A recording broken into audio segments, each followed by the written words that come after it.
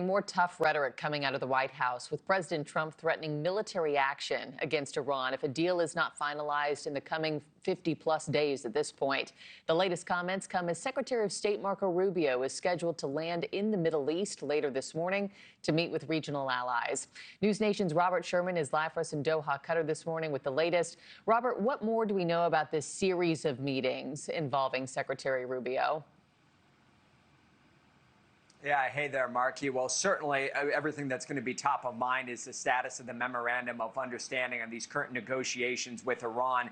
You've had the president this morning laying out the fact that there are mixed messages that are going back and forth between Tehran and Washington, with Tehran saying that they haven't agreed to any meetings with the IAEA to allow nuclear inspectors into their country, haven't put up any plans in order to have their nuclear sites looked at. Well, the president throwing cold water on that, saying it's not true, saying Iran has fully and completely agreed to the highest level nuclear inspections long into the future, which will ensure nuclear honesty. If they did not agree to this, there would be no further negotiations. Based on this and other major concessions being made by Iran, I've agreed to allow the Hormuz Strait to remain open with no further naval blockade. However, all ships are remaining in place should it be necessary to reinstitute the blockade.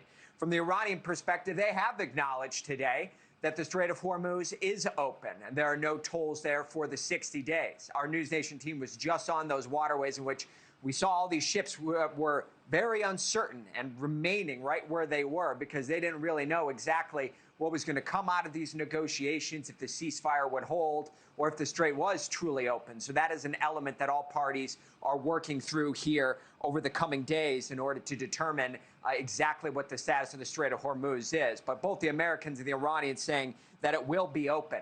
But something that all parties are watching is the situation in Lebanon. The Israelis announcing that there was a flare-up incident that took place here today. They said that there was an incident in which multiple, as they described, terrorists entered the security zone in southern Lebanon, posing a direct threat to Israeli troops, and were struck as a result of all of that.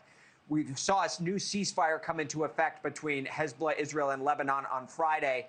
There have been multiple incidents just like these, and we know that both Iran and Washington are very focused on what happens here when it comes to the parameters of the broader ceasefire at large. That brings us to Secretary of State Rubio's trip here out to the region. He's expected to arrive at the UAE later today.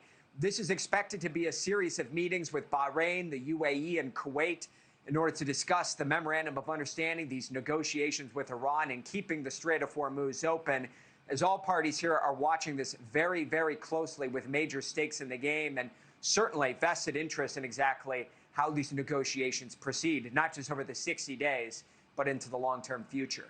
Markie. Thank you for watching. Subscribe below and download our NewsNation app right now on your phone, and you will get fact-based, unbiased news for all Americans.